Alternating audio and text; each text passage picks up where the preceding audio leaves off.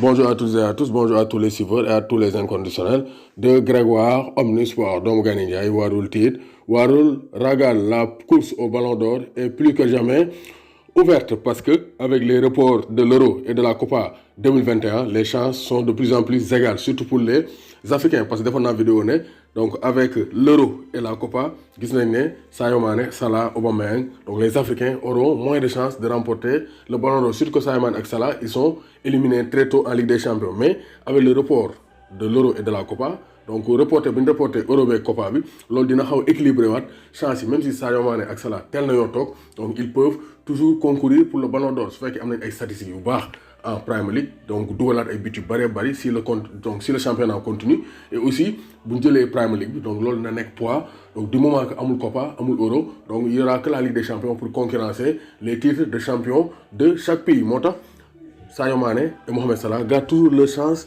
pour le Ballon d'Or. Pourquoi Sadio Mané, sur les 3 dernières années, Sadio Mané, il est excellent. Il monte en puissance. Il est 4e. Ren beaucoup de golo, meilleur buteur du championnat d'Angleterre. Donc, le championnat d'Angleterre, Sadio Mané, il garder ses chances intactes pour gagner le Ballon d'Or. Pourquoi?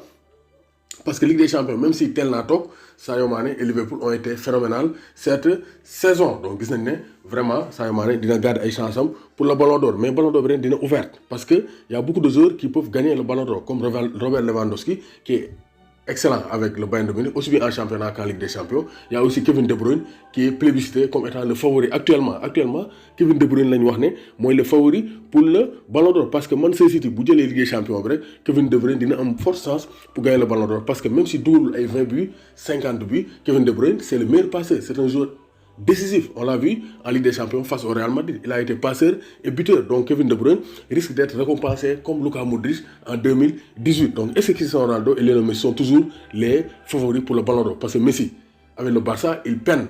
Même si Messi sort du lot, il essaie de gérer, mais le Barça peine. Même si le Ballon d'Or est un trophée donc individuel, on a vu que Luka Modric l'a remporté. Donc pourquoi pas les autres joueurs?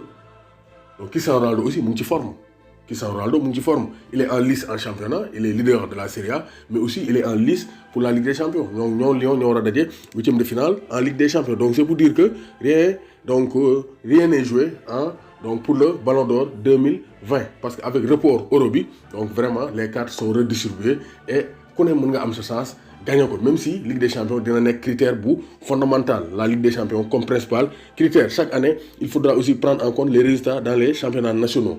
Donc, lors d'un solo, soit que les championnats nationaux, Sadio Mané et Salah ont donc plus de chances de gagner le Ballon d'Or. Mais du côté de la Ligue des Champions, comme ils ont tel talk, donc il se peut que Gaï largue déjà il n'y a que le meilleur buteur, alors que aussi ils ont talk en 8e de finale face à l'Atlético Madrid. Donc lolo, mon nek, li nara gal encore Sadio Mané et Salah pour la course au Ballon d'Or. Pourquoi manan Sadio Mané et Salah? Parce que ce sont les deux joueurs africains les mieux placés pour gagner le Ballon d'Or. Même s'il y a toujours Riyad Mahrez. Mahrez qui est en course avec Manchester City, donc toujours en Ligue des Champions. RN aussi a plus de chances donc d'être dans le top 5 des meilleurs joueurs au monde. Donc il est certain que cette année, la course au trophée pourrait être différente des autres années. Avec plusieurs semaines de pause durant cette seconde partie de saison, les plus grandes stars se doivent de revenir à leur meilleur niveau. C'est-à-dire, actuellement, pause bi barina, au cas où coronavirus bi calmé ou, coronavirus bi hier, donc si on reprend le championnat, les joueurs qui sont en forme, les joueurs qui sont chance donc pour la course au Ballon d'Or. En tout cas, il peut y avoir des conséquences sur le Ballon d'Or, c'est-à-dire report Euro et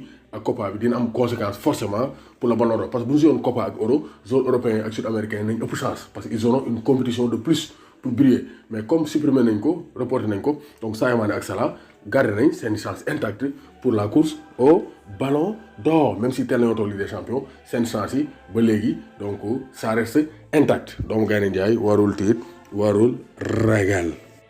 N'oubliez pas de vous abonner, abonnez-vous ci compte Instagram Grégoire ak page Facebook Grégoire Omnisport. Donc Gaynde Njaay warul tiit warul ragal.